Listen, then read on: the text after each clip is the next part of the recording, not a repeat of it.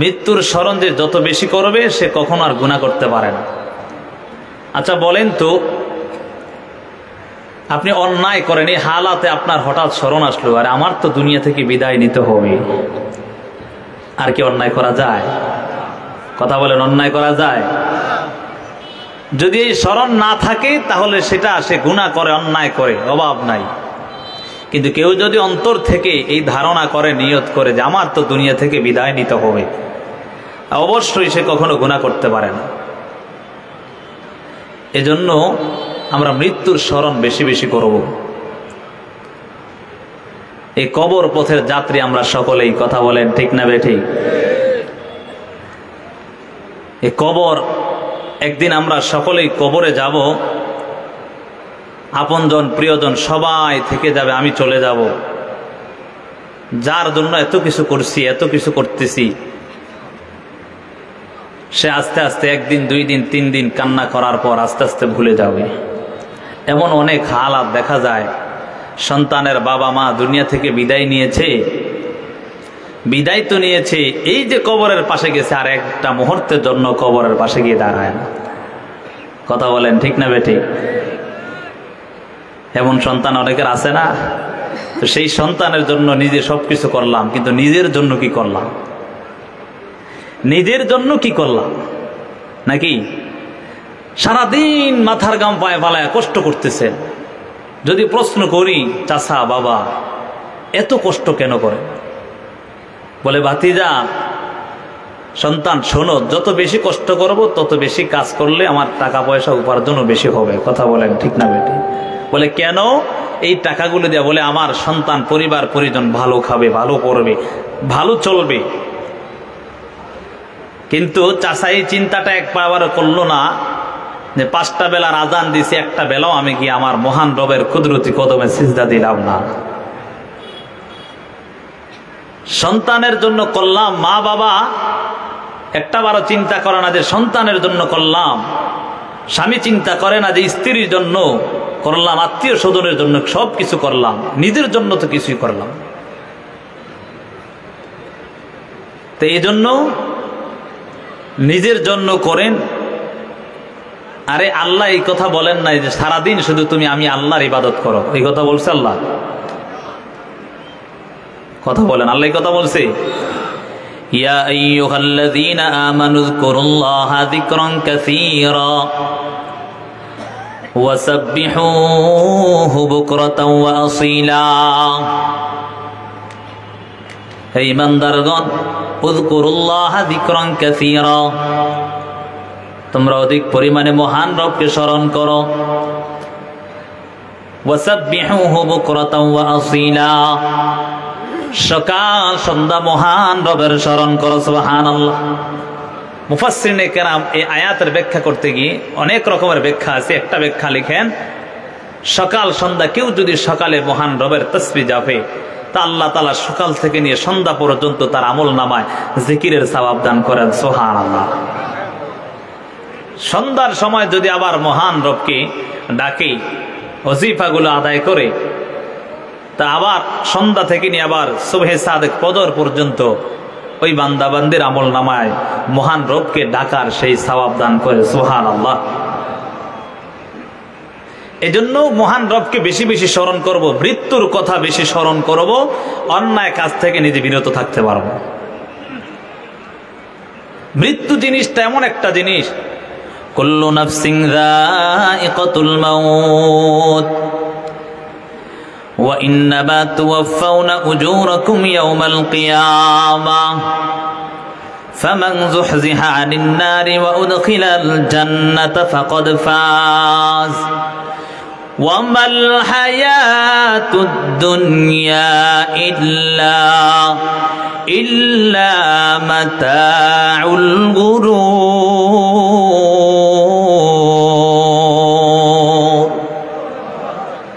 প্রত্যেক প্রাণী মৃত্যুর স্বাদ গ্রহণ করবে। ওয়া ইন্নামা তুওয়াফাউনা উজুরাকুম ইয়াওমাল কিয়ামাহ। হে দুনিয়ার মানুষ, দুনিয়ার জমিনে তুমি যা কিছু করো তোমাকে ওই হাসরের ময়দানের পরিপূর্ণ উজরত তোমাকে দেওয়া হবে। এর নবীর আশিকিন দল, আজকে নিজের জীবনটা নিজের মতো পরিচালনা করলাম, একটা বারো সেই চিন্তাটা তোমার মধ্যে হয় না।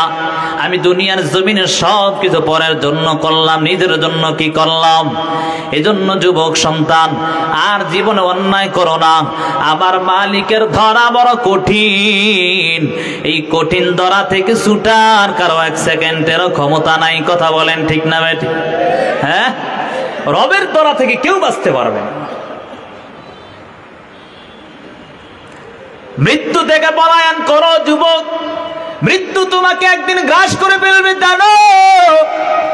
আইনামা তাকুনু ইউদরিকুমুল মাউত ওয়ালাউ কুনতুম ফি বুরুজিম মুশাইয়াদা।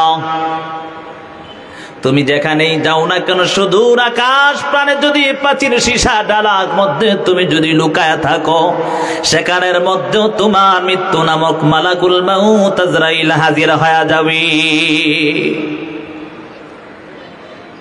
এজন্য যুবক সন্তান, বৃদ্ধ বাবা ও পর্দার আড়ালের মাগো, আর জীবনে অন্যায় করো না। আমার মহান রব এমন একজন রব বলে, জীবনে যত অন্যায় করেছো, যদি অন্যায়ের কথা স্মরণ করে মহান রবকে একটা বার তওবার নিয়তে ডাক দাও, জীবনে যত অন্যায় করেছো ওই সমস্ত অন্যায় মহান রব ক্ষমা করে দিবেন। সুবহানাল্লাহ। ইয়া ইলাহি তো মেরা মাবুদ হ্যায়, ইয়া ইলাহি তো মেরা মাশুক হ্যায়, ইয়া ইলাহি তো মেরা গফফার হ্যায়, ইয়া ইলাহি তো মেরা সত্তার হ্যায়। মেরে মৌলা তেরে সিवा नहीं है, मेरे सिवा तेरे बंदा बहुत है। এরে নবীর আশিকের দল, এই জন্য এখনো সময় আছে, তওবা করে নাও, মৃত্যুর কথা স্মরণ করে নাও। মৃত্যুর যন্ত্রণা বড় কঠিন অবস্থা হয়ে দাঁড়াবে, এমন ভয়ঙ্কর অবস্থা হয়ে দাঁড়াবে। ওই মালাকুল মাউত আজরাইল এমন সুরত যারা বৎকার হয়ে যাবে, দুনিয়া থেকে বিদায় নিবে, তাদের রূহ কবজ করার জন্য আজরাইল কেমন ভয়ঙ্কর সুরত ধারণ করবে জানো? এ যুবক সন্তান, কত ভয়ঙ্কর সুরত ধারণ করবে। পয়গম্বর ইব্রাহিম আলাইহিস সালাতু ওয়াস সালাম আজরাইলের সাথে মুলাকাত হওয়ার পর আজরাইলকে ডাক দিয়া বলে, রে আজরাইল, একটু বলো, ওই যে তুমি বৎকারদের রূহ কবজ করো, ওই রূহ কবজ করার সময় তোমার হালাত কেমন হয়, তোমার পরিস্থিতিটা তুমি কেমন করে তারপর তার কাছে যাও। আজরাইল বলে, পয়গম্বর, আমি যেই সূরতটা ধারণ করি, এই সূরত যদি আপনার সামনে ধারণ করি তাহলে আপনি সহ্য করতে পারবেন না। পয়গম্বর ইব্রাহিম বলে, রে আজরাইল, না না, একটু দেখতে চাই তোমার রূপটা কেমন হয়। পয়গম্বর ইব্রাহিম এমন ভাবে যখন বারবার বলতেছে, বাড়াবাড়ি করতেছে, আজরাইল ডাক দিয়া বলে, ও পয়গম্বর, আপনি একটু অন্যদিকে ফিরে তাকান, আমি আমার রূপটা ধারণ করি। পয়গম্বর যখন অন্যদিকে ফিরে দাঁড়ালেন, এমন অবস্থার মধ্যে আজরাইল কেমন যেন ভয়ঙ্কর রূপ এমন ভাবে ধারণ করে ফেললেন। পয়গম্বর যখন তাকাইয়া দেখতে পায় এমন ভয়ঙ্কর হালত, চক্ষু দিয়া কেমন যেন আগুনের কুলকি গুলো বের হয়, শরীর থেকে কেমন যেন দুর্গন্ধ বের হয়। পয়গম্বর ইব্রাহিম অচেতন হইয়া জমিনের মধ্যে পড়ে যায়, কেমন যেন অচেতন হইয়া জমিনের মধ্যে পড়ে যায়। কিছুক্ষণ পর আজরাইল যখন আবার স্বাভাবিক হালতে চলে আসলো, পয়গম্বর ইব্রাহিমের যখন এমন ভাবে জ্ঞানটা ফিরে আসে, ইব্রাহিম ডাক দিয়া বলে, রে আজরাইল, ও আজরাইল, শুনিয়া নাও, দুনিয়ার জমিনে কোনো বৎকারের অন্য কোনো শাস্তির প্রয়োজন নাই। যদি তুই এমন ধারণা, এমন রূপটা নিয়া কোনো বৎকারের রূপটা কবজ করতে যাও, ওই হালতে শেষ হয়ে যাবে। এই জন্য যুবক সন্তান, এখনো সময় আছে, তওবা করে নাও, মৃত্যুর স্মরণ বেশি বেশি করে নাও। আল্লাহর আযাব কিন্তু বড় ভয়ঙ্কর, ওই আযাব সহ্য করার কারণ এক সেকেন্ডের ক্ষমতা না। যায়। এ যুবক সন্তান, ও পর্দার আড়ালের মা গো, আজকে কেমন করে অন্যায় নিয়ে চলতেছো? আমার মহান রবকে একটু ভয় করো। জাহান্নামের আযাব যে কত ভয়ঙ্কর অবস্থা হয়ে দাঁড়াবে। ও যুবক সন্তান, ফকিহ আবুল আইস সাবরকন্দি রাহমাতুল্লাহি আলাইহি তিনি তার কিতাবের মধ্যে উল্লেখ করেন, হযরত পয়গম্বর আরবীর সাহাবী হযরত ওমর রাদিয়াল্লাহু তাআলা আনহু একদিন হযরত কাব রাদিয়াল্লাহু তাআলা আনহুকে প্রশ্ন করেন, এরে কাব বল, একটু মৃত্যুর যন্ত্রণাটা কেমন একটু জানতে চাই। কাব রাদিয়াল্লাহু তাআলা আনহু ডাক দিয়া বলে, ও পয়গম্বরের সাহাবী ওমর, ওই মৃত্যুর যন্ত্রণা কত ভয়ঙ্কর জানো? বলে, মৃত্যু বলে এমন একটা কাঁটাদার গাছ, ওই কাঁটাদার গাছটা যদি কারো এমন ভাবে বাড়ি দেওয়া হয়, ওই বাড়ি দেওয়ার পর ওই কাঁটাগুলো তার শিরায় শিরায় ঢুকে যায়। এমন অবস্থায় ঢুকার পর যদি কোনো শক্তিশালী মানুষ এসে এমন ভাবে ওই কাঁটাটি টান দিয়া বের করলে যেমন কষ্ট হয়, মনে হয় যেন ভিতর থেকে আতুরে সবকিছু বের হয়ে যাবে। পয়গম্বরের সাহাবী কাব ডাক দিয়া বলে, রে ওমর, ওই যে যারা বেঈমান নাফরমান হয়ে কবরে যাবে তাদের মৃত্যুর সময় এমন ভয়ঙ্কর অবস্থা হয়ে দাঁড়াবে, এমন কঠিন হালত, এমন ভয়ঙ্কর অবস্থা হয়ে দাঁড়াবে। এর নবীর আশিকের দল, আল্লাহর আযাবের ভয়টা অন্তর নিয়ে কাঁদো, জাহান্নামের আযাব এমন ভাবে একটু কান্না করো। এর যুবক সন্তান, ও পর্দার আড়ালের মা গো, ওই জাহান্নামের আযাব যে কত ভয়ঙ্কর জানো? মায়ার নবী হাদিসের মধ্যে জানায়া দেন, আল কবরু রাউযাতুম মির রিয়াজিল জান্নাহ আও হুফরাতুম মিন হুফারিন নার। কারো জন্য কবর হবে জাহান্নামের গর্ত, আর কারো জন্য হবে জান্নাতের বাগান। যদি গুনাহগার বেঈমান নাফরমান হইয়া কবরে যাও, ওই কবরটা কত ভয়ঙ্কর অবস্থা হইয়া দাঁড়াবে। ওরে যুবক সন্তান, আজকে মুয়াজ্জিন আযান দেয়, ওই মুয়াজ্জিনের আযান শুনিয়ে তুমি তোমার নিজের মতো জীবনটাকে পরিচালনা করো। যখন তুমি অন্যায় কাজে লিপ্ত হয়ে গেছো, মহান রব কেমন যেন ডাক দেয়, ইয়া আইয়ুহাল ইনসান মা গররাকা বিরাব্বিকাল কারীম। এরে ইনসানের দল, এ মানুষের দল, তোদেরকে তোদের রবের প্রতি কোন জিনিস ধোঁকায় বালায়া দিল? মহান রব এত মায়া করিয়া, এত আদর করিয়া তোমাকে বানালো, এত মায়া করিয়া আমাকে বানাইছে যুবক জানো? এত সুন্দর করিয়া তোমার হাত পা গুলো আমার আল্লাহ দান করেছেন, এত সুন্দর করিয়া তোমার চক্ষুগুলো আমার আল্লাহ দান করেছেন, এত সুন্দর জিসিমটা দান করলেন। আমার রব কিন্তু পারতেন একটা হাতকে তোমার পঙ্গু বানায়া দিতে। কথা বলেন ঠিক না বে ঠিক? মহান রব পারতেন তোমার চক্ষু দুইটা অন্ধ বানায়া দিতে, মহান রব কিন্তু পারতেন জবানটা বন্ধ করিয়া দিতে, কিন্তু আল্লাহ কিছুই করেন না। এত অন্যায় করতেছ রে যুবক, তারপর আল্লাহ বাতাস বন্ধ করে দেয় নাই, পানি বন্ধ করে দেয় নাই, খাবার বন্ধ করে দেয় নাই, অক্সিজেন বন্ধ করে দেয় নাই। আমার রব এমন একজন দয়ার রব, সব সময় তাকায় থাকে বান্দা কখন তওবা করবে, বান্দা কখন আমি আল্লাহকে একটা বার ডাক দিবে। এর যুবক সন্তান, তুই তোর মাকে ডাক দিবি, আমি আল্লাহর কোনো বাধা নাই। তুই তোর বাবাকে ডাক দিবি, আমি আল্লাহর কোনো বাধা নাই। সারাটা দিন মাকে মা বলে ডাক দিবি, বাবাকে বাবা বলে ডাক দিবি, আর মাঝে মাঝে যদি আমি আল্লাহকে একটা বার আল্লাহ বলিয়া ডাক দাও, আমি আল্লাহ তোর জীবনের অন্যায়গুলো মাফ করে দিব। এই জন্য যুবক সন্তান, জাহান্নামের আযাবের ভয় অন্তরে ঢুকাও। ওই মৃত্যুর যন্ত্রণা বড় ভয়ঙ্কর অবস্থা হয়ে দাঁড়াবে। যদি গুনাহগার বেঈমান হয়ে যাও, ওই আজরাইল কেমন যেন জাহান্নামীদেরকে যখন রূহটা কবজ করতে আসবে, 500 আযাবের ফেরেশতা নিয়ে, আগুনের গুরজোটা নিয়ে তাদের সামনে হাজির হয়ে যাবে। ওই বেঈমান নাফরমানের রূহটা কেমন যেন 360টা জোড়ার মধ্যে কেমন যেন লুকানো আরম্ভ করে দিবে। আজরাইল গিয়া কেমন যেন ওই আযাবের ফেরেশতা দিয়ে এমন আক্রমণ শুরু করে দিবে, এমন আক্রমণ শুরু করে দিবে, ওই গর্জ দ্বারা আঘাত করতে করতে হাঁটু পর্যন্ত উঠাবে, হাঁটু পর্যন্ত উঠাইয়া আবার কেমন যেন নিয়ে যাবে, আবার এমন ভাবে কি এমন আক্রমণ শুরু করে দিবে, এমন আঘাত আর আঘাত, ওই আঘাত দেখিয়া তোমার রূহটা কেমন যেন লুকানো আরম্ভ করে দিবে, কিন্তু এই রূহটা লুকানোর কোনো সুযোগ আর পাবে না। আজরাইল ডাক দিয়া বলবে, রে নাফরমান বেঈমান, আমার রব এত সুন্দর করে বানায়া তোরে পাঠালো, অথচ মহান রবের কেমন ভাবে নাফরমানি করেছো, একটা বারও কি তোমার সেই ভয়টা হয় না?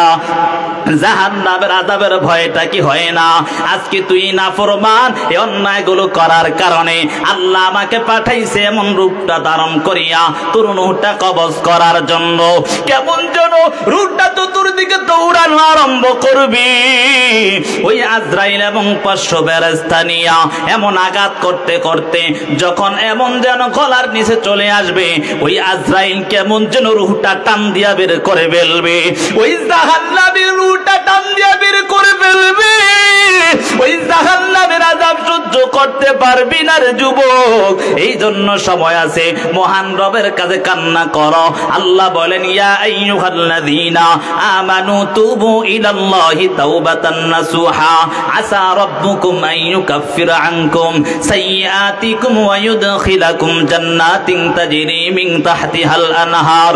আবার রব ডাক দিয়া জানায়া দেন, এর ঈমানদারের দল, তওবা করো, তওবা করো, আন্তরিকতার সাথে তওবা করে নাও, আর জীবনে অন্যায় করব না, আর জীবনে মা বাবার সাথে অন্যায় করে করে নিজের জীবনটাকে ধ্বংস করে দিব না, মুরব্বীদের সাথে অন্যায় করব না, উলামায়ে কেরামদের সাথে অন্যায় করব না। যদি বাবা অন্যায় নিয়ে কবরে যাও, ওই কবরের আযাবই তো সহ্য করতে পারবা না, কত ভয়ঙ্কর হালাত হয়ে যাবে যুবক সন্তান। এই জন্য সময় আছে, এখনো তওবা করে নাও। ওই মৃত্যু থেকে কেউ একটা মুহূর্তের জন্য পলায়ন করতে পারবে না। তোমার যেখানে মৃত্যু লেখা আছে সেখানেই তোমার মৃত্যু আসবে। কথা বলেন ঠিক না বেঠিক? এই জন্য পালানোর কোনো সুযোগ হবে না। পয়গম্বর সুলাইমান আলাইহিস সালাতু ওয়াস সালাম কেমন পয়গম্বর ছিলেন, যিনি এমন ভাবে পুরা কুল কায়নাতকে শাসন করতেন। এমন অবস্থার মধ্যে পয়গম্বর সুলাইমান আলাইহিস সালাতু ওয়াস সালামের দরবারের মধ্যে একজন উজির বসে রয়েছেন। উজির বসে থাকার পর হঠাৎ করে একজন আগন্তুক মুসাফির আসিয়া পয়গম্বর সুলাইমানের সঙ্গে কি যেন কথোপকথন করতেছে, কিন্তু কথা তো ঠিক বলে পয়গম্বর সুলাইমানের সাথে, কিন্তু ওই আগন্তুক মুসাফিরটা অন্য একজন উজিরের দিকে বারবার কেমন যেন তাকায়, বাঁকা চোখে তাকায়। বাঁকা চোখে তাকানোর কারণে ওই উজিরটা মনের মধ্যে ভয় ঢুকে গেল, কেন এভাবে তাকায়। পয়গম্বর সুলাইমান আলাইহিস সালাতু ওয়াস সালাম ওই আগন্তুক মুসাফিরকে ডাক দিয়া বলে, হে মুসাফির, তুমি কেন আমার সাথে কথা বলো, কিন্তু তাকাইয়া তো দেখি তুমি কেমন যেন বাঁকা চোখে অন্যদিকে তাকাও, তার কারণটা কি? উজির ডাক দিয়া বলে, পয়গম্বর, আমার দিকে সে এমন ভাবে তাকায় আমার মনের মধ্যে ভয় চলে আসছে।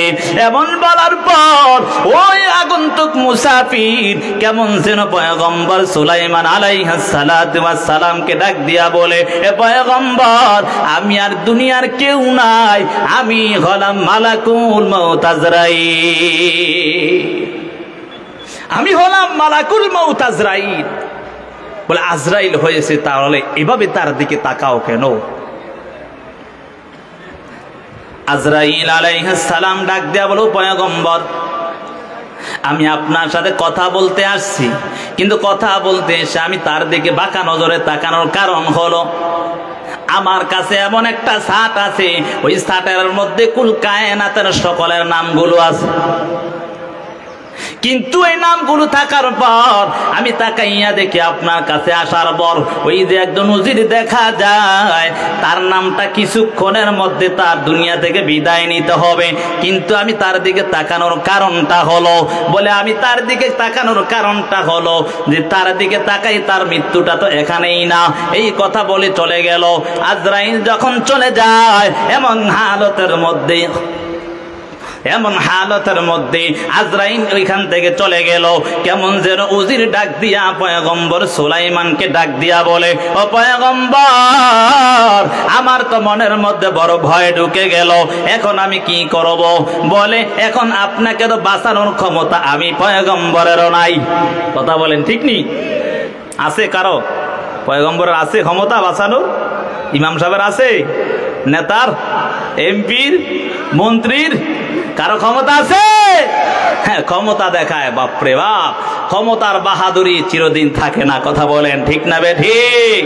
বহু ক্ষমতা দেখাইছে 16 বছর। কথা বলেন ঠিক না বে ঠিক? এখন যারা 90 কেমন ক্ষমতা দেখাইতে তো সাবধান, হুঁশিয়ার করে দিতে চাই, একদিন তোমাদেরও পতন হতে পারে। কথা বলেন ঠিক না বে ঠিক? সাবধানতা অবলম্বন করতে হবে। কারণ ফেরাউন দুনিয়াতে ছিল। কথা বলেন ঠিক না বে ঠিক? বুঝেন না এই কথা? বহু ধরনের নেতা ছিল দুনিয়াতে, কেউ চিরকাল থাকতে পারছে? এজন্য সাবধান, নিজের হিসাব নিজে নিয়ে তারপর কবরে যাও। আল্লাহ বুঝার তৌফিক দেন, সকলে বলি আমিন। উজির ডাক দিয়া বলে, পয়গম্বর এখন কি করার, আপনি আমাকে বাঁচান। বলে, আমি আপনাকে বাঁচানোর ক্ষমতা আমার নাই। বলে, আপনাকে বাঁচাইতেই কথা, আমি বুঝাতে চাচ্ছি না যে আমার হায়াত দেন। বলে, না, আমি চাই আপনি আমাকে ভারতবর্ষের কোন একটা এমন জঙ্গলে নিয়ে পাঠান, আল্লাহর কাছে দোয়া করে। কারণ সুলাইমান আলাইহিস সালামের কথায় কিন্তু বাতাস সবকিছু চলতো। কথা বলেন ঠিক না বে ঠিক? আল্লাহ তাআলার হুকুমে সুলাইমান আলাইহিস সালাম যখন আদেশ করতেন তখন চলতো, জিন কথা শুনতেন এবং সব কিছু কথা শুনতেন, ঠিক না? তো বলে, বাতাসের সাহায্যে আপনি আমাকে অমুক ভারতবর্ষে একটা জঙ্গলে নিয়ে যান যেখানে কোনো মানুষ থাকবে না। পয়গম্বর সুলাইমান আলাইহিস সালাতু ওয়াস সালাম বলে, ঠিক আছে, এতটুকু করা যেতে পারে। বাতাসকে যখন ওয়াদান করলেন, বাতাস সাথে সাথে একটা দ্বীপের মধ্যে নিয়ে গেল, জঙ্গল এলাকার মধ্যে নিয়ে গেল। নেবার পর কেমন যেন ফিরে তাকাইয়া দেখে মালাকুল মউত আজরাইল সেখানে হাজির। মালাকুল মউত আজরাইল হাজির হয়ে গেছে। ওই যেই লোকটাকে দেখছে মুসাফির হালতে সুলাইমানের দরবারে, তাকে এখানে আবার হাজির। এখন তো আরো ভয় ঢুকে গেছে অন্তরে। আজরাইল বলে, আমি কারোর সাথে তার জান কবজ করার সময় আমি কথা বলি না, কিন্তু তোমাকে একটু কথা বলে নেই। কেন আমি এখানে তোমার সাথে ওইখানে এরকম ভাবে তাকাইছিলাম, তার কারণটা হলো তোমার মৃত্যুর সময় এবং স্থান লেখা ছিল এখানে, কিন্তু তোমার আর অল্প কয়েক মিনিট সময় বাকি, তুমি ওইখানে কি করো? এজন্য মনকে প্রশ্ন করি যে, হায় মন, আল্লাহ তো তার মৃত্যু ওখানে লিখে রাখছে, এখানে সে কি করে? সুবহানাল্লাহ বলবেন না? মূল হিসাব কোনটা বুঝাতে চাচ্ছি, যেখানেই যাও না কেন মৃত্যু তোমার যেখানেই লেখা সেখানেই হবে। কথা বলেন ঠিক না বে ঠিক? এজন্য পালানোর কোনো সুযোগ আছে? পালানো যাবে? পালানোর কোনো সুযোগ নাই। কথা বলেন ঠিক না বে ঠিক? ক্ষমতা দেখায় আমগো দেশ থেকে ভাইগা অন্য দেশে যাইবেন, এতটুকু পারবেন। কথা বলেন ঠিক নি? হ্যাঁ, এতিম করে চলে যাইতে পারবেন। বুঝেন নাই? বুঝেন নাই কথা বাঙালি জাতি? আল্লাহ বুঝার তৌফিক দেন। এমন নেতার নেতামি করে যেই নেতা হেরে থুইয়া চইলা যায় আরেক জায়গায়। কথা বলেন ঠিক না বে ঠিক? এজন্য দুনিয়াদারদের পিছে ঘুরে লাভ হবে না। যাদের পিছনে ঘুরলে দুনিয়া পাওয়া যাবে, আখিরাত পাওয়া যাবে, তাদের পিছনে ঘুরতে হবে। কথা বলেন ঠিক না বে ঠিক?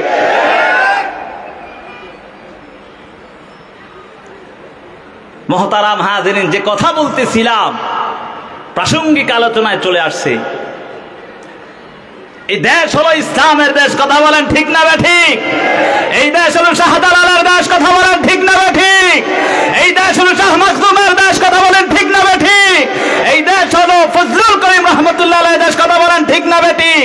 এই দেশ হলো কারি ইব্রাহিম সাহেব রহমতুল্লাহ আলাইহির দেশ। কথা বলেন। এই দেশ হলো সৈয়দ ফজলুল করিম এবং রাজাউল করিমের দেশ। কথা বলেন ঠিক না বে ঠিক? এই দেশ হলো ইসলামের দেশ। কথা বলেন ঠিক না বে ঠিক? এজন্য ইসলামের দেশে ইসলামী হুকুমত কায়েম করবে ইনশাআল্লাহ। রাজি আছেন তো? দুটো হাত তুলেন। আল্লাহ কবুল করেন, সকলে বলি আমিন। দুনিয়াতে বেঁচে থাকবো, একদিন বাঁচবো তো সিংহের মতো বাঁচবো, বিড়ালের মতো নয়। কথা বলেন ঠিক না বে ঠিক? আল্লাহ বুঝার এবং আমল করার তৌফিক দান করুন, সকলে বলি আমিন। তো যে কথা বলতেছিলাম বাবা, মৃত্যু থেকে কেউ পলায়ন করতে পারবে না। কথা বলেন ঠিক না বেঠিক? মৃত্যুর মুখোমুখি একদিন আমাদের হতেই হবে। এজন্য যুবক সন্তান, এখনো সময় আছে, আমরা মহান রবের কাছে তওবা করি। মহান রব আমার আর আপনার জন্য অবশ্যই শুধু বান্দার উসিলা খোঁজে। কথা বলেন ঠিক না বেঠিক? ইয়া আইয়ুহাল্লাযীনা আমানু তুবু ইলাল্লাহ তাওবাতান নাসুহা আসা রাব্বুকুম আন ইউকাফিরা আনকুম সাইয়্যাতিকুম ওয়া ইউদখিলাকুম জান্নাতিন তাজরি মিন তাহতিহাল আনহার। আমার রব ডাক দিয়া জানায় দেন, হে ঈমানদারের দল, হে ঈমানদারের দল, শুনে নাও, শুনে নাও, তওবা করে নাও, আন্তরিকতার সাথে তওবা করে নাও। ও দয়ার মালিক, জীবনে যত অন্যায় করলাম আর জীবনে অন্যায় করব না, এখন থেকে তওবা করে নাও। কারণ গুনাহ নিয়ে যদি কবর যাও, ওই কবরে তোমার জন্য কত ভয়ঙ্কর জানো? ওই কবরের মধ্যে দুই পাশের মাটির চাপ এমন হয়ে যাবে, এক পাশের হাড়গুলো কেমন জানো অপর পাশে ঢুকে যাবে, এমন ভয়ঙ্কর হালত জানো, কেমন কঠিন হালত হয়ে যাবে রে বাবা। এমন শুধু চিল্লানোর আওয়াজ, এত সন্তানের জন্য এত কিছুই না করলা, মা বাবার জন্য এত কিছুই না করলা, আত্মীয় স্বজনের জন্য এত কিছুই না করলা, কেউ তোমার আপন হবে না। মৃত্যুর পর সবাই তোমাকে রেখে চলে যাবে। অর্থাৎ বাবা, যে আদরের স্ত্রীর জন্য এত কিছুই না করলা, সে আদরের স্ত্রীও তোমাকে ছেড়ে চলে যাবে। ইমাম সাহেবকে ডাক দিবে, ওই ইমাম সাহেব তাড়াতাড়ি লাশটাকে ঘর থেকে বের করে দেন। মনের মধ্যে ভয়, এই লাশটাকে যদি ঘরের মধ্যে রাখেন মনে বড় ভয় লাগে ওরে। অথচ যদি প্রশ্ন করা হয়, এরে আদরের স্ত্রী তোমার না এত আদরের স্বামী ছিল, তুমি না তাকে ছাড়া এক মুহূর্তের জন্যও বাঁচতে পারতা না, আজকে কেন তাকে বের করে দাও? বলে না না, এখন আর দুনিয়ায় রাখা যাবে না, দুনিয়া থেকে বিদায় নিয়ে গেছে। এরে যুবক সন্তান, ও পদ্মার আড়ালের মা গো, এ যুবক সন্তান, এখনো সময় আছে। কি জন্য আজকে দুনিয়ার জীবনটা নিয়ে এমন ভাবে রং তামাশায় ঘুরতেছো রে যুবক সন্তান? এখনো সময় আছে, মৃত্যুর কথা স্মরণ করো, জাহান্নামের আযাবের ভয় সব সময় অন্তরে ঢুকায়া নাও। যদি গুনাহগার হইয়া কবরে যাও, ওই কবরের দুই পাশের মাটির চাপ, এক পাশের হাড়গুলো অপর পাশে ঢুকে যাবে, কেমন যেন চিল্লানোর আওয়াজ, এমন ভয়ঙ্কর হালাত হয়ে যাবে। যদি গুনাহগার বেঈমান নাফরমান হও, ওই গুনাহগার বেঈমান নাফরমান হলে ওই কবরের মধ্যে জাহান্নাম থেকে সৌরং রাস্তা করে দেওয়া হবে, ওই কবরের মধ্যে সৌরং রাস্তা করে দেওয়া হবে। জাহান্নামের আগুনের তাপ কলিজা পর্যন্ত কেমন যেন ভুনা ভুনা হয়ে যাবে রে যুবক সন্তান। পানির পিপাসায় কাতর হয়ে যাইবা, আল্লাহকে ডাকবা, ও দয়ার মালিক, ও দয়ার আল্লাহ একটু পানি দাও, পানি দাও। আল্লাহ তোমার কোনো ডাকেই শুনবে না। হাজার হাজার বছর আমার মহান রবকে বারবার ডাকবা, কিন্তু মহান রব তোমার ডাকের সাড়া দিবে না। আল্লাহ তাআলার আযাবের ফেরেশতা দিয়া এমন ভাবে ভয়ঙ্কর হালত, আল্লাহ তাআলা আযাবের ফেরেশতা দিয়া রক্তপুত পানি এমন ভাবে আগুনের পাত্রের মধ্যে করিয়া বলবে, তাড়াতাড়ি জাহান্নামীকে দাও। ওই জাহান্নামীকে দেওয়ার পর তার কলিজা এমন হয়ে যাবে রে বাবা, কেমন পিপাসায় কাতর হয়ে যাবে। পিপাসায় কাতর হওয়ার কারণে কিতাবের মধ্যে লেখা হয়, এমন পিপাসা লাগবে দুনিয়ার যত সমুদ্র আছে সমুদ্রের পানিও যদি তার সামনে দেওয়া হয় মনে হয় পানিগুলো সব শেষ হয়ে যাবে। এরে যুবক সন্তান, ও বৃদ্ধ বাবা, ও পদ্মার আড়ালের মা গো, কেন আজকে অন্যায় করে করে নিজের জীবনটাকে ধ্বংস করে দিচ্ছ? এমন ভয়ঙ্কর হালত, যখন রক্তপুত পানি ঘাম এবং আগুনের পাত্রটা যখন হাতের মধ্যে দেওয়া হবে, হাতের মধ্যে দেওয়ার পর হাতের মধ্যে যত গোশত আছে গোশতগুলো খসে খসে জমিনের মধ্যে পড়ে যাবে। আবার মালিককে ডাকবে, ও দয়ার মালিক, ও দয়ার আল্লাহ একটু পানি দাও, এত বছর হয়ে গেলে একটু পানি পাইলাম না, ও দয়ার মালিক একটু পানি দাও, পানি দাও। আল্লাহ তোমার কোনো ডাকেই শুনবে না। আবার হাজার হাজার বছর ডাকবা, আল্লাহ তোমার কোনো ডাকেই শুনবে না। নিরুপায় হইয়া ওই রক্ত পানি ঘামগুলোকে যখন চেহারার সামনে নেওয়া হয়, চেহারার সামনে নেওয়ার সাথে সাথে চেহারার মধ্যে যত গোশত, ওই গোশতগুলো খসে করে জমিনের মধ্যে পড়ে যাবে। হাতের মধ্যে গোশত নাই, চেহারার মধ্যে গোশত থাকবে না। এর যুবক সন্তান কেমন যেন কঙ্কালের মতো হয়ে যাইবা, এমন ভয়ঙ্কর হালত হয়ে যাবে। ও যুবক সন্তান, এখনো সময় আছে, মাওলার কুদরতি কদমে সিজদা দাও, আর জীবনে অন্যায় করো না রে যুবক। আজকে কেমন করে অন্যায় করিয়া করিয়া এমন ভাবে আমার মালিকের নাফরমানি করো, এখনো কি তোমার একটু চিন্তা হয় না? মরণের ভয় কি তোমার হয় নাই রে যুবক? আল্লাহর আযাবের ভয়টা অন্তরে ঢুকাও। যদি আমার মালিকের কাছে দণ্ডায়মান হওয়ার ব্যাপারে ভয় রাখো, আমার মালিক তোমাকে জান্নাতের সুসংবাদ দান করেছেন। আল্লাহ তাআলা পবিত্র কোরআনে সূরা রহমানের মধ্যে জানায়া দেন, ওয়ালিমান খাফা মাকামা রাব্বিহি জান্নাতান। যারা মালিকের কাছে দণ্ডায়মান হওয়ার ব্যাপারে ভয় রাখবে, আমার রব তাকে, আমার রব এমন সুসংবাদ দেয়, আমার আল্লাহ তাকে জান্নাতের সুসংবাদ দান করেছেন। সুবহানাল্লাহ। এমন জান্নাত দিবে জানো, যেই জান্নাতের তলদেশে মধুর নহর প্রবাহিত হয়, শরাবের নহর প্রবাহিত হয়, কেমন যেন দুধের নহর প্রবাহিত হয়, এমন অবস্থা হয়ে যাবে। এই জন্য যুবক সন্তান, এখনো সময় আছে, আল্লাহর আযাবের ভয়টা অন্তরে ঢুকায়া নাও। ও যুবক সন্তান, পানির পিপাসায় কাতর হয়ে যাইবা, হাতের গোশতগুলো খসে খসে জমিনের মধ্যে পড়ে যাবে, চেহারার গোশতগুলো খসে খসে জমিনের মধ্যে পড়ে যাবে। এমন ভয়ঙ্কর হালতে আমার মহান রবকে আবারও ডাকবা, ও আল্লাহ একটু পানি দাও, আপনি না দয়ার মালিক। আল্লাহ তাআলা ডাক দিয়া বলবে, এরে নাফরমান, তোকে দুনিয়ায় থাকতে কত রকম বুঝাইছে, তারপর তুই আমার মালিক আল্লাহর কথা শুনলি না। আজকে তোর সাথে আর ভালো ব্যবহার হবে না, তোর সাথে আর ভালো ব্যবহার হবে না। এমন ভয়ঙ্কর হালত, এমন কঠিন হালত হয়ে যাবে।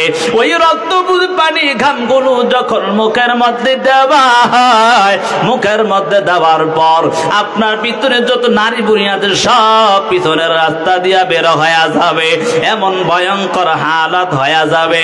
এই জন্য যুবক সন্তান, আমার মালিকের ভয়টা অন্তরে ঢুকায়া নাও, জাহান্নামের আযাবের ভয়টা অন্তরে ঢুকায়া নাও। একজন আল্লাহর বান্দা যুবক সন্তান সারাটা জীবন গুনাহে লিপ্ত ছিল, হঠাৎ করে একদিন ওমরের বয়ান শুনলেন। বয়ানের মধ্যে কেমন যেন ওমর বয়ান করতেছে, ওয়ালিমান খাফা মাকামা রাব্বিহি জান্নাতান। যারা মহান রবের কাছে দণ্ডায়মান হওয়ার ব্যাপারে ভয় রাখবে, তাদেরকে আমার আল্লাহ দুটি জান্নাতের সুসংবাদ দান করেছেন।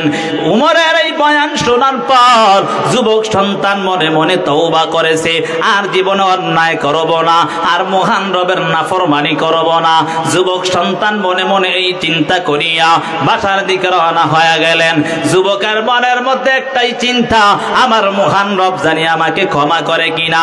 এই চিন্তাটা নিয়া মনের মধ্যে কেমন যেন ভয় নিয়ে চলতেছে। হঠাৎ করে যুবক সন্তান রাস্তা দিয়ে হেঁটে যায়।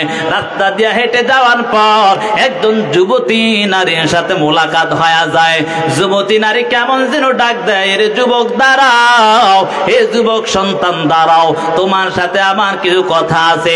যুবক বলে, আমি তোমাকে চিনি নাই, তাহলে তোমার সাথে আমার কিসের কথা আছে? যুবককে বারবার ডাক দেয়, হে যুবক সন্তান দাঁড়াও। এরে বাবা, আপনারা জানেন যুবক আর যুবতীর মধ্যে চুম্বকের মতো আকর্ষণ, কথা বলেন ঠিক না বেঠি? যুবককে বারবার কেমন যেন ডাক দেয়। যুবক শয়তানের ধোঁকায় পড়ে গেছে। যুবক ডাক দিয়া বলে, রে যুবতী বোন, তুমি কি বলতে চাও বলো। বলে, না না, এখানে বলা যাবে না, তোমার সাথে আমি পার্সোনাল কথা বলতে হবে। হবে, আড়ালে চলে যেতে হবে। যুবক সন্তান শয়তানের দোকায় পড়িয়া তওবার কথাটা ভুলিয়া ওই যুবতী নারীর ফাঁদে পড়িয়া কেমন যেন শয়তানের দোকার মধ্যে পড়িয়া যুবক সন্তান আড়ালে চলিয়া যায়। আড়ালে যাওয়ার পর ওই নারী ডাক দিয়া বলে, এরে যুবক সন্তান, তোমাকে কেন আড়ালে আনছি তুমি কি জানো না? আমার মনের চাহাত তোমার সাথে মিঠানোর জন্য। নাউজুবিল্লাহ। যুবক সন্তান এই কথা শোনার পর অর্ধেক পোশাক খোলার পর হঠাৎ করে মনের মধ্যে স্মরণ চলে আসলো, ওয়া হুয়া মাআকুম আইনামা কুনতুম, তুমি যেখানেই যাও না কেন তোমার সাথে কে আছে? জোরে বলে না কে আছে? এজন্য যুবক সন্তান রাত্রে গভীর ঘুমায় কিন্তু সবাই ঘুমন্ত, তুমি দরওয়াজাটা আটকায় দিয়েছো। দরওয়াজাটা আটকাইয়া মোবাইলের হেডফোনটা কানে লাগাইয়া মোবাইলের গুনায় লিপ্ত হয়ে গেছো। তুমি চিন্তা করেছো তোমার ভাই দেখতে পায় না, তোমার বোন দেখতে পায় না, আত্মীয় স্বজন কেউ তোমাকে দেখতে পায় না। এর যুবক সন্তান এই হালতে যদি তোমার আজরাইল এসে হাজির হয়ে যায় তোমার জাহান্নাম ছাড়া উপায় হবে না। মায়ার নবী হাদিসের মধ্যে জানাইয়া দেন, তাহিয়াউনা কামা তামুতুন ওয়া তুহশানুনা কামা তামুতাহিয়াউন। এর যুবক সন্তান দুনিয়ায় তোমার চলন যেমন হবে মরণ কিন্তু তেমন হবে, মরণ যেমন হবে হাসরও তোমার তেমন হবে। এই জন্য যুবক সন্তান কানে হেডফোন লাগাইয়া ঘুমাইছো, এই হালতে আজরাইল হাজির, এই হালতে যদি মহান রবের কাছে দাঁড়াও তোমার জাহান্নাম ছাড়া উপায় হবে না। এর যুবক সন্তান ওই যুবক সন্তান কেমন যেন শয়তানের দোকায় পড়ার পর অর্ধেক পোশাক খোলার পর মনের মধ্যে হঠাৎ একটা আয়াত স্মরণ হয়ে গেল, ওয়া হুয়া মাআকুম আইনামা কুনতুম, আমি যেখানেই যাই না কেন একজন আছে তিনি হলেন আল্লাহ। এই চিন্তা করিয়া যুবক অর্ধেক পোশাক পরিহিত দৌড়ায়, বাসার দিকে দৌড়ায়, কেমন যেন কি যেন হারায়া ফেলছে। মনের মধ্যে চিন্তা আর কেমন যেন কান্না করে, আল্লাহ আমাকে জানি ক্ষমা করবে কিনা আমার তো জানা নাই। এমন ভাবে শুধু কান্না আর কান্না, কান্না আর কান্না।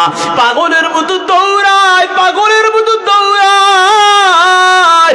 এ যুবক সন্তান ইবরত হাসিল করো, শিক্ষা অর্জন করে নাও রে যুবক সন্তান। যুবক সন্তান আল্লাহর আযাবের ভয়টা করিয়া শুধু কান্না করে আর দৌড়ায়। হঠাৎ করে এই অবস্থার মধ্যে বাবার সাথে মুলাকাত হয়ে যায়। বাবা সন্তানকে ডাক দিয়া বলে, এর সন্তান বলো তোমার সাথে কে এমন আচরণ করেছে, কে তোমাকে আঘাত করেছে বলো। আমি বাবা দুনিয়ায় বেঁচে থাকবো আর তোমাকে কেউ আক্রমণ করবে এটা সহ্য করতে পারবো না। এমন ভাবে বলার পর যুবক সন্তান কেমন যেন আরো কান্না বাড়ায়া দেয়। এরে বাবা একটা কথা স্মরণ রাখবেন, কোন ছোট সন্তানকে মা বাবা আদর করে, কথা বলেন ঠিক না বেঠিক? সন্তান আদর করে না? আদর করে। হঠাৎ করে অন্যায় করছে, একটু আঘাত করছে, অর্থাৎ মার দিছে, মার দেওয়ার পর কান্না করছে, কান্না করে কিছুক্ষণ পর শেষ কান্না। যখন বাবার আবার অন্তরে একটু মায়া লাগছে, সন্তানকে আদর করে ডাক দিছে, ওই সময় আরো বেশি কান্না করে। বুঝেন না এই কথা? এটা হলো মায়ার কান্না, কথা বলেন ঠিক না বেঠিক? বাবা সন্তানকে ডাক দেয়, সন্তান বলো তোমাকে কে আঘাত করেছে, কে তোমাকে মেরেছে একটু বলতে দাও, কারণ আমি বাবা দুনিয়ায় বেঁচে থাকবো আর তোমাকে কেউ আক্রমণ করবে এটা সহ্য করতে পারবো না। এই কথা বলার পর কেমন যেন সন্তান আরো বেশি কান্না শুরু করে দেয়। এমন বোপায়া বোপায়া কান্নার আওয়াজ, কান্না দেখিয়া বাবাও কান্না শুরু করে দেয়। বলে সন্তান বলো কে তোমাকে এমন আঘাত করেছে, একটু জানতে চাই কে তোমাকে আঘাত করেছে। যুবক সন্তান কান্না করে বলে, আব্বা জান আমি যদি আপনার কাছে বলি আপনি আমাকে এখান থেকে তাড়ায়া দিবেন। বলে কি এমন অন্যায় করেছো বলো, এ সন্তান বলো কি এমন অন্যায় তুমি করেছো। যুবক সন্তান বলে, আব্বা জান আমি যখন ওমরের বয়ান শুনলাম, বয়ানের মধ্যে একটা আয়াত তেলাওয়াত করেছি, ওয়ালিমান খাফা মাকামা রাব্বিহি জান্নাতান।